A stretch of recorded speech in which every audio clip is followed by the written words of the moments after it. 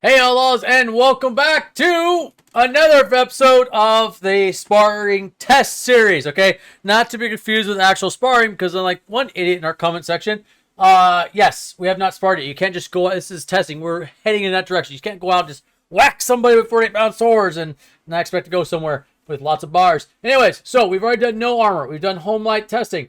You notice our yellow spot is still empty. Now, with that being said, I decided to change it a little bit different because so far, basically, if you whack somebody with it, it's or clang them, slash them, whatever, things are going to break. So now we move to the metal heavy section. Now, how do we do our research to check to see how thick we should make it? All this armor you see before you is generally around 16 gauge.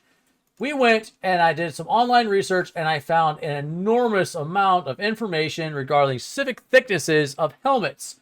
Specifically, helmets around this era and a little bit later that were of fine quality, and they were able to measure and they're able to figure out, hey, that most medieval armor, specifically helmets, mind you, is generally between 0.02 and then 0.10. Generally different levels of thickness that ranges from absolute garbage, like almost like 22 gauge steel, which is just don't do that. That's crap. The 16 gauge steel right here, 14 to 12. Now, for the record, I do think that you should use 12 gauge and you should use good quality steel. That's your local SEA, your HEMA, if they're doing armored HEMA, not unarmored HEMA, which seems to be more popular. Or at Buhert, always follow what their guidelines. And thicker steel is better because it will take more of the damage. But we're not talking about now, we're talking about then. That's what this test is all about. And even for now, I still think it's pretty good and accurate. I always felt like when we did the measurements that 16 gauge was a pretty good, accurate assessment of what the thickness of that armor was going to be back then for your common knight, your common nobleman, so on and so forth. And that's what we're going to go with, and we're stuck with. And we will give it to you. You can do the research, look it all up. I could tell you that all about it, but that's not what this video is all about. And this video is already super long. All right, let's do this. We have our next head. What should we name this head, Jenny? Does it have a letter on the bottom? I don't know. Let's see. I feel like it should be named something special. Because it's going to be used for a very special purpose. Holy hell, this is huge. Not even sure where to grab. Oh, crap. Okay, it's got a pretty good solid base. I do like that. There's some bubble pop for all you asthma people. Oh, my God. This is going to be a nightmare. Let's put them back down here really carefully.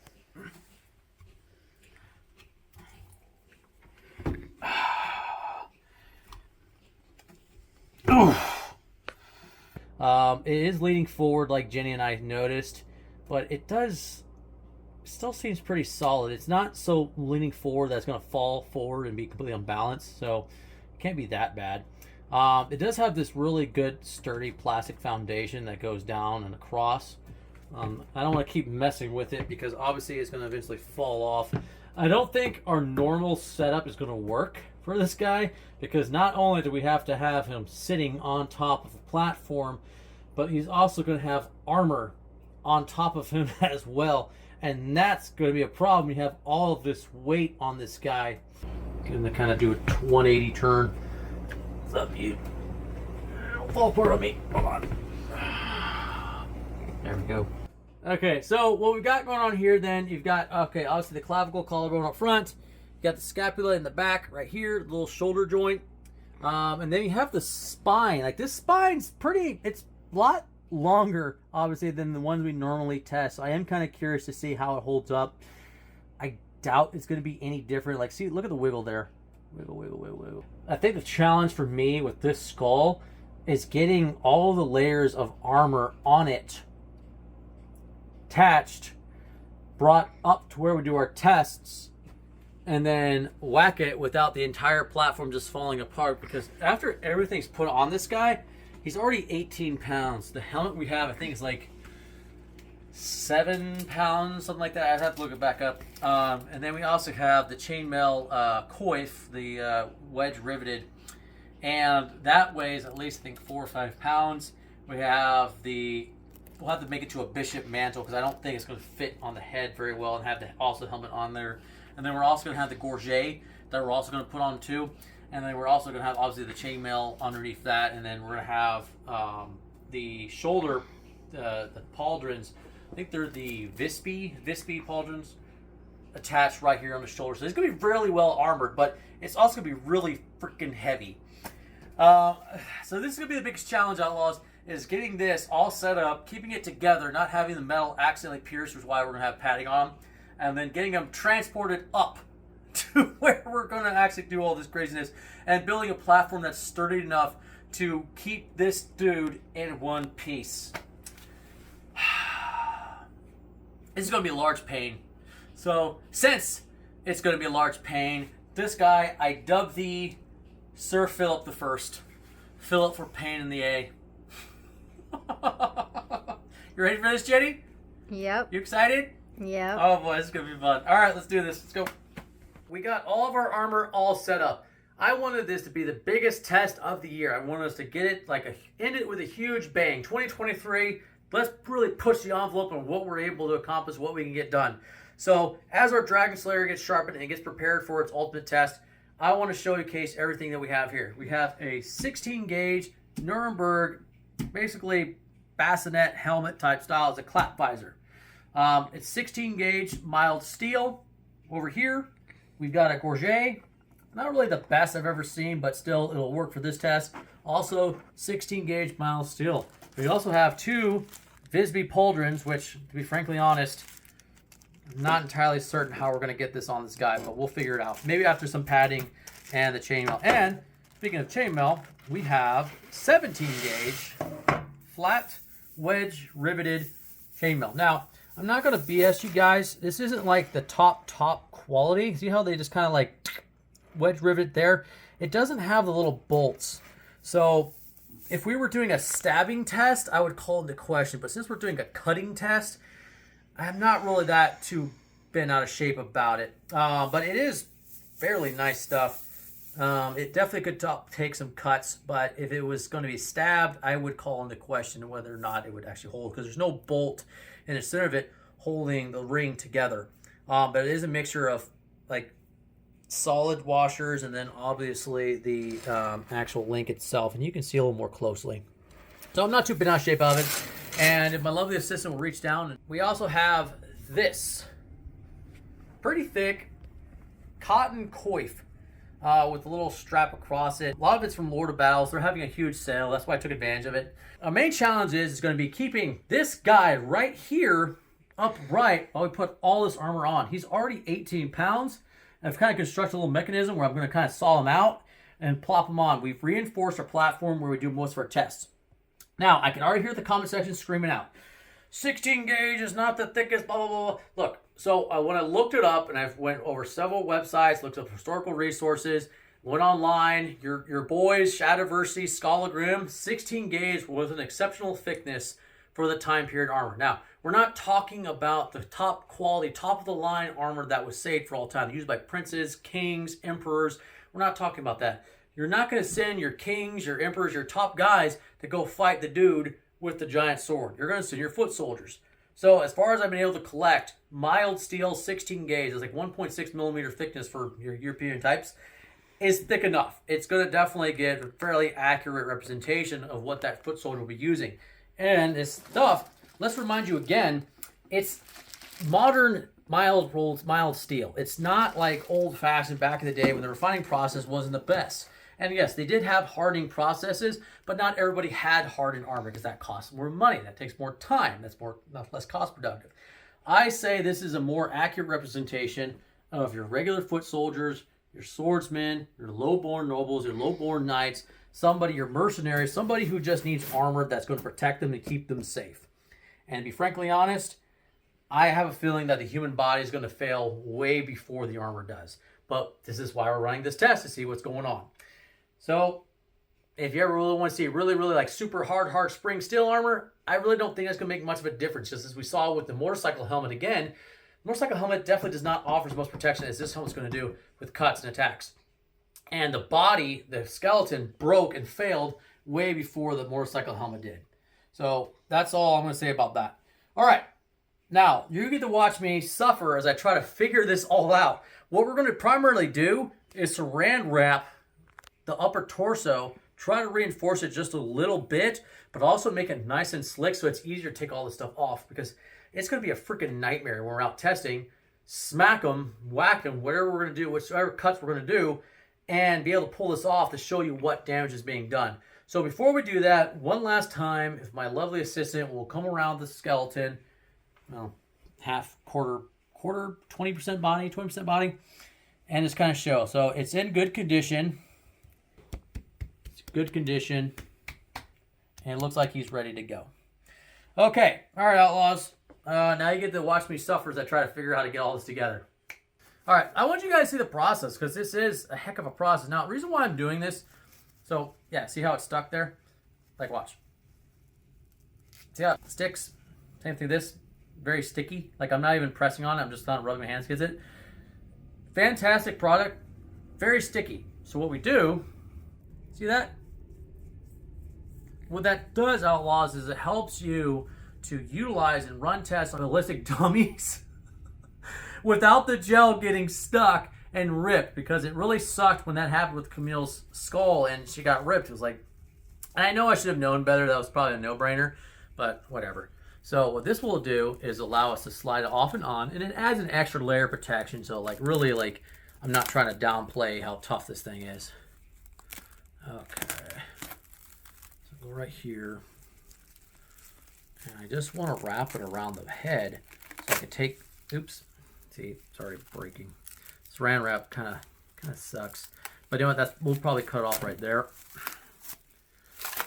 I want it to be properly form-fitting, not loose and crappy. Okay, I'm going to keep it away from the face as much as I can. Push it down around the ears, up into behind the ears. Squish it in there. Look at that. Beautiful. Okay, so now we're going to do it around here in the shoulders. What are we hoping to do for next year? I want to do more tests like these. I would love, and I really honestly, I want to get another giant sword. The Dragon Slayer I had, you know, Old Faithful. It's been around for a while. It works excellent, but accidents happen. And I really feel like in order to keep pushing forward, keep pushing the envelope and seek new heights and really help the channel progress, I'm going to have to attack more and more things. So I need to have a backup sword or two in order to properly keep conducting tests without the fear of, I mean, I know it sounds ridiculous, like, oh, you're worried about damaging your 48-pound Colossus giant sword Berserk Dragon Slayer killer thing. It's still a concern. It's still made of metal. It's not like some magical anime thing. I don't have Godo in my back pocket to come help me out after I've been murdering apostles for a couple of years. And like I said, I really want to push the envelope with it. So we'll have to see. Okay, I think that's pretty good. It's like petting a kitty. Meow. Except it's cold, dead, ballistic flesh. Yeah, it's not really like petting. Oh. It's more like petting a snake. One thing I want to show you, Outlaws, too, is so this is from Randy, our motorcycle helmet that literally got neck snapped off. This base they use for this one, I believe this one too, although it doesn't seem as thick, unfortunately, it's some solid stuff. Like, it's, once it's in there, and you'll like really tear everything else apart. One of the greatest challenges is pre-drilling holes and then getting a screw in there. Once you do, it's good. But the biggest problems we've had, and the reason why we're doing it for the bottom like this, is that once if you run the risk of cracking the base, like that first time I did it, and I didn't drill a big enough hole. But it's also a giant pain to get the screw through, even after you pre-drilled a hole.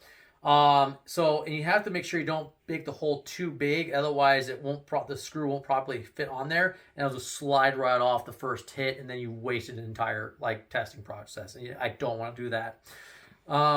So when you're doing it, make sure you pre-drill the holes. Have a nice stable platform. I do not recommend you like try to hold the head if it's just a skull and like try to like wedge it in there. Try to create something, or like wrap it up with bubble wrap or something, or just like, you know, kind of have a lot of padding, because if you don't, you run the risk of it breaking. That's why I have this little thing here on display to show you that like it takes a lot of work to get those screws in there, but once you do, they're pretty solid and thick.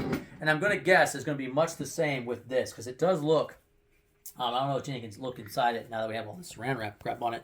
But I am noticing that there is a pretty solid brick down the middle. And that's where I'm going to put most of my screws when I start screwing from down below.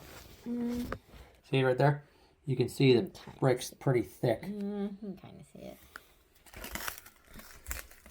No, not really. Kind of. All right. What else do I want to do for next year? More specifically, I really want to get the Colossus manual published. There's a lot of move sets I kind of just have kept hidden, tucked away, or that I haven't really refined yet that I really think would be great for other people to utilize. And it's not really like I'm trying to make a huge amount of money off it. I'm not.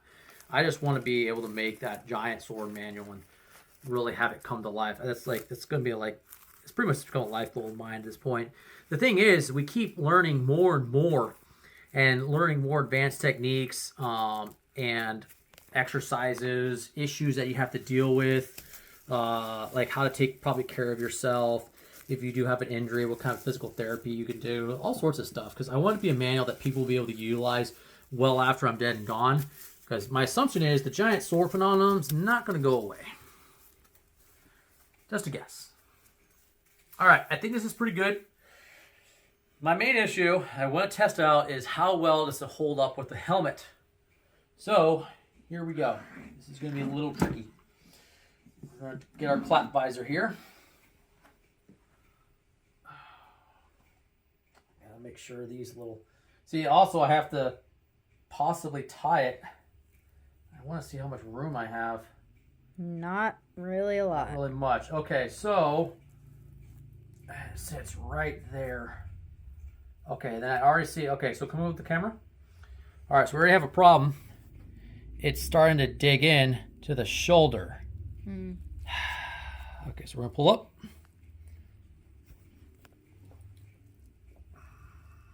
This is why we do saran wrap. How's it looking on your side, Jenny? Looks fine. All right, there we go. Okay, so that's a bit of an issue. It's one of those things we're just gonna have to figure out. Woo! Okay. Now, what I can see, because we did have some space inside, I'm thinking maybe have the coif go on first. Let's just slap it on there. And then what I can do, yeah, see how easy that glides right on? Huge difference. Oh, he looks very cute. So now, he looks cute. He looks cute. Now, he's actually, honestly, probably pretty well protected. Not perfect, mind you. Like, if I really want to give him a smack, I'm not going to like it. But it has a lot of this padding, and what this will do is it'll help protect everything down here. And that's why I got it. And I wanted to make this. Now, I know people are going to attack, like, well, 16 gauge is not the most accurate, blah, blah, blah. It should be hardened. You should, like, no. This is for your foot soldiers, your swordsmen, your low-born knights. This is not for your kings, okay? Not for your princes. This is not for the top nobles that can afford really, really fancy armor. This is for your guys going out to battle. Again, you're not going to send your top players to go take out the dude with a giant sword. You're going to send your guys in mass if you can isolate said swordmen. We're doing role play real quick. We're doing medieval role play, okay? You're going to send all of them. So, again, I think it's pretty good. Honestly, 16 gauge is what a lot of people still use for, like, SEA, some fighting. They don't use it for live steel. They don't use it for Buhurt. I recommend doing spring steel. Make sure it's nice and thick. Because you want to make sure that it can take those blows and push it back. Okay, mild steel is not going to push back. It's just going to dent. But I have fought 16 gauge steel before when I was fighting with the SEA. So it does hold up pretty well. Okay, so next thing we want to do. Now, here's my question to myself. I wonder if we came back here and if we attached a couple of screws, because I want to make sure it stays upright. Put a couple of screws here To pull it back. and then here to help pull it back and keep it upright. That's a good I see that idea. yawn. So we're going to go ahead and do that. My main problem, again, is I want to make sure that we can still get this stuff off. And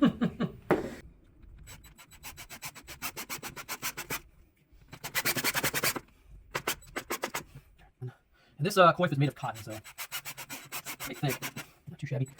Although I don't personally recommend using pretty accurate gamises and stuff because it's uncomfortable. Although if you use wool, it should be more moisture wicking. Okay, so that's pretty good. Nice. He's not just going to ball around too much. What we're going to have to do, something I really don't want to do, but we might not be able to get away with it. I'm going to try to put this on him. I'm going to see if I can manipulate the chainmail in a way where I can just kind of get the coif to hang off the back or just go away in general. First, let's see if we can actually have it on his head. That'd be kind of cool. Hey, there you go. Now, do not think for 1 minute that this is a historically accurate setup for chainmail. It's not. Chainmail was custom made, but chainmail also was mass produced. So again, I think this is still a fairly accurate display of your basic foot soldiers and your guys that just really couldn't afford nice armor. Now, would knights and family nobilities that could afford custom armor get it? Absolutely. Okay, so I think me having that screwing in the 2 pieces of cloth in the back is starting to pay off because the head is still remaining upright despite all the weight on him. What do you think, Jenny? How's it look? It looks really cute. He kind of looks like Skeletor. Let me see. What Skeletor looks like. I can't see a damn thing, so you guys get the full treat. Oh, wow, look at that. It's pretty intense. So the idea was with the gorget would go on, and then the Visby pauldrons would go on right here and have them tied on to the chainmail. That way it actually holds on and it represents his shoulders. That way his shoulders are protected. And the gorget would be protecting the front of his neck. I'm trying to give you guys as accurate of a plate armor test as I can afford to do. Basically is what I'm saying. And that's... Also, I'm kind of excited. I'm really curious to see what the hell's going to happen. I'm hoping this guy just doesn't go bleh and make a huge mess. And to be honest, if I'm going to be a little honest with you all, I'm secretly hoping that this helmet doesn't automatically get destroyed because I kind of like it. I'm a little attached to it. We have gorget here, which does have a lot of... Man, it's not top quality leather, okay?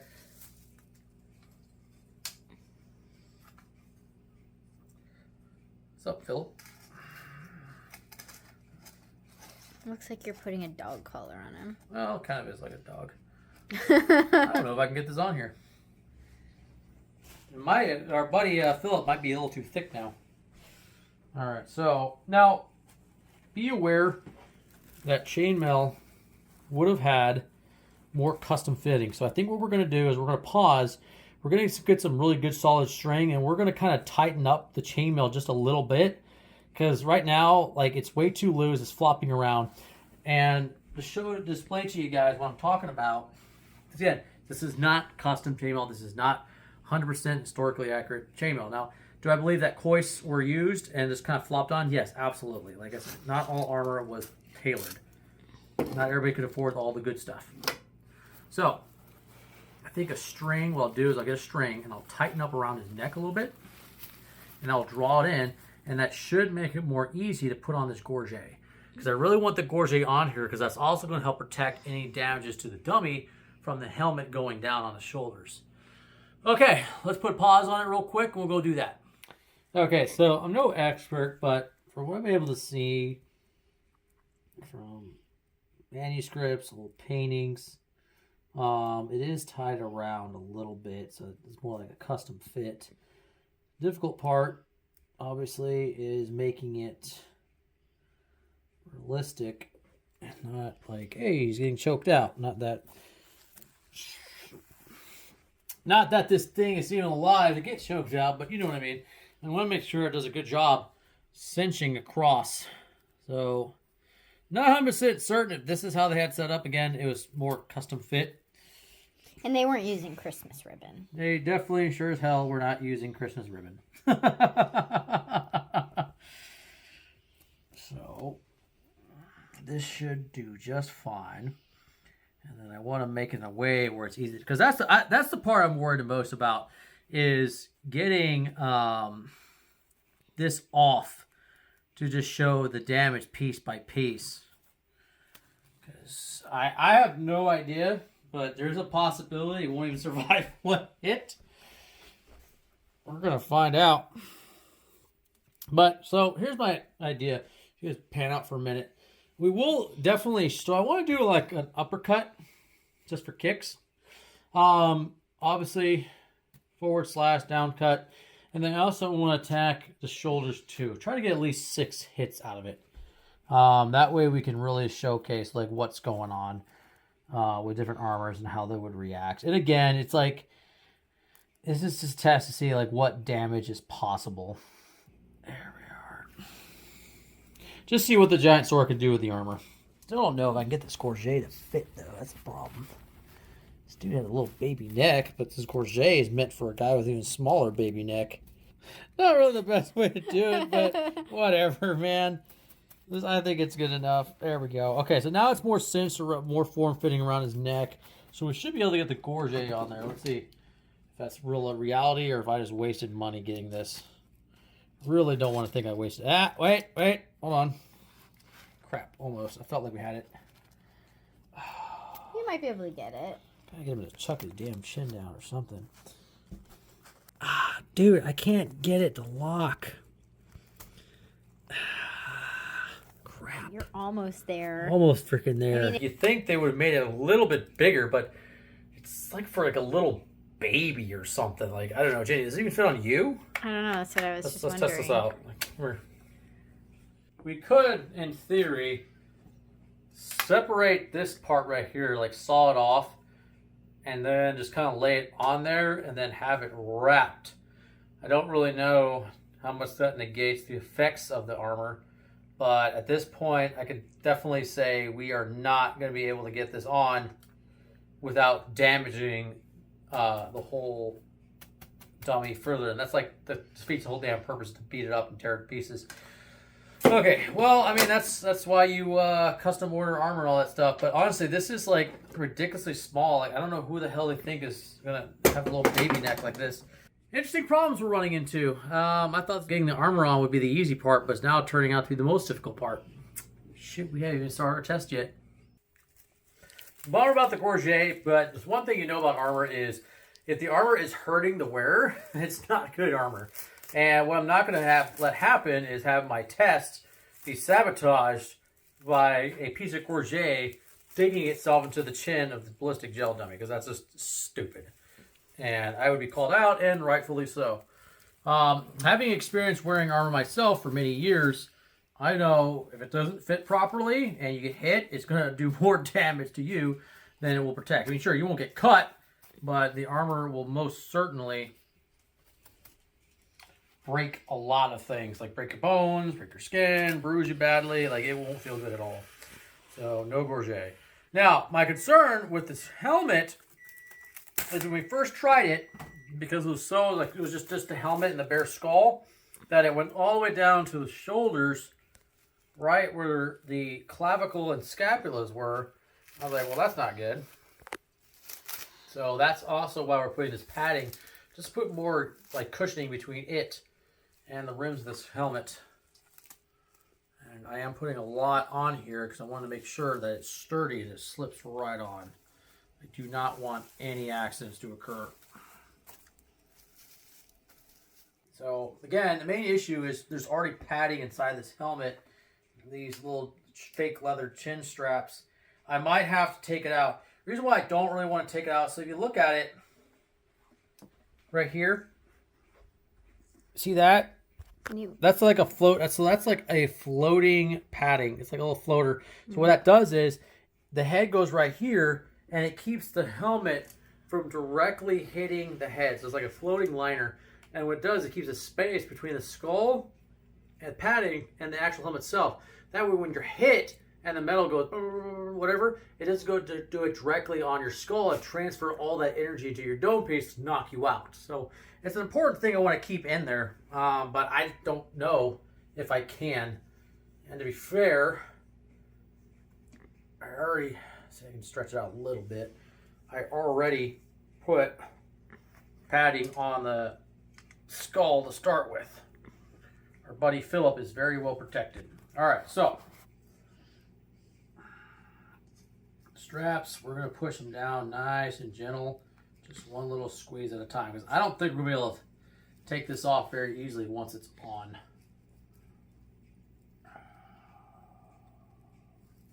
Actually, may not be able to put it on at all. I don't know. All right, I'm going to... Bit of an issue here. It seems like his face is kind of squishing when you do that. Let me take a look. It's a two-person job. Now, if this is a human, probably would lose like maybe the coif or something, or maybe the chainmail, but I wanted to keep it. I'm going to be honest, like when we actually do this, I don't think we're going to be able to pry this freaking helmet off until we're done. Yeah. Which concerns me because then that makes it difficult to properly test. But, you know, we could always just film on the outside and show that, hey, this thing's caved in or cut through or who knows what the hell's going to happen. But there's so much difficulty getting this helmet on, and, like, I don't really see it coming off very easily either. And I'm really hesitant to remove the internal padding because, again, I don't want to make it seem like I'm purposely rigging the test to make it fail. We spent too much time, too much money on this. And I don't want to do that because we're not going to be able to duplicate this again anytime soon. So we're going to take this nice and slow. It's, like I said, it's basically just a bassinet. I think if I get my hands in here, pull it a little bit, He-Man it just a tiny bit, I could probably get it to squeeze down. Biggest problem are these freaking ears. Once we get past the ears, I think it'll be easier. But I need to make sure this spider doesn't crush my hands. So Jenny, you'll do the honors. I just need one hand right here. I have an idea. What? Because I can't really reach that well because I'm short. So what we don't want to do is we don't want to squeeze the gel so much it gets damaged. And we don't want to pop the skull. I don't think we're going to pop the skull. It's been pretty evenly accurate so far. But shit happens. Okay. Ready? Hey, we got it on. So what you can do too, because it seems like the weight, you can tie something through here and then maybe tie it into the chainmail. I think we're going to need to do that. Make it a little bit more like... give him a little more perk. Yeah, that way it's not like the weight pulling him forward. Okay. Alright. There it goes. Alright, Outlaws. I think we're in. Okay. There you go. We got them on. That was a lot of work. Whew. I can see why I don't really think anybody's ever tried this much in-depth work before. To be honest, though, this guy does look like he's pretty well protected. So even though it doesn't fit perfectly, I mean, we're mostly looking to see, like, what the sword does. Good old Philip. He lived a hard life. I'm going to end it really quick. All right. So these, I think we'll put on once we're outside and we're at our site. But generally, Outlaws, this is what it's going to look like when we're done. And we're going to go whackety whack, don't talk back.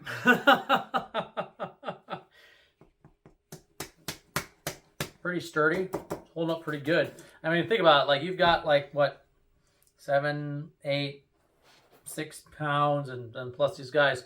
So you have additional, at least almost 20 pounds of armor hanging on to this 18-pound head. So you've got, what's that, 5, 8, 23, like 33 pounds of stuff right here. It's going to be a heavy target, and I look forward to us testing it out. Okay, let's get this done.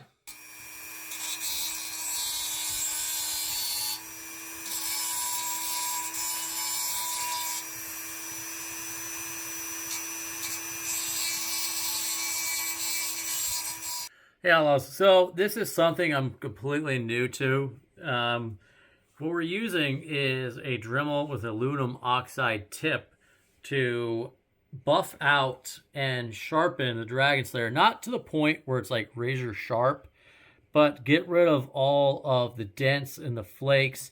Over the years, 2 years, as I use this, I hit hard objects. Sometimes the blade goes up, or the edge goes up, and it bends over. and there's really no way to get rid of it other than smooth it out and sharpen it back up.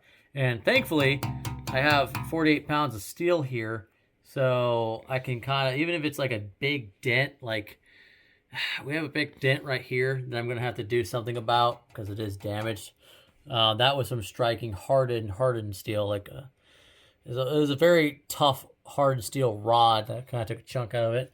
But what I'm doing is I'm just smoothing it out and turning it back to more of a wedge shape, because if we're going to be striking armor with it, plate armor, what I want to make sure is that there's a good wedge shaped edge hitting it rather than more of a razor thin, more like for like fine paper cutting, because too thin of a blade and it's just going to jack it up more and peel it back. Like you can see the old ones right here that even though it was wedge shaped made by Adam, it still kind of peeled back over time just by hitting so many hard objects over and over again. So this is a bit of a process. This is my first time doing it. So far, I've been pretty good. I had a general idea of what I wanted to do, and it seems to be working out quite well. But, you know, we'll see what happens, dude. All right. Let's keep going.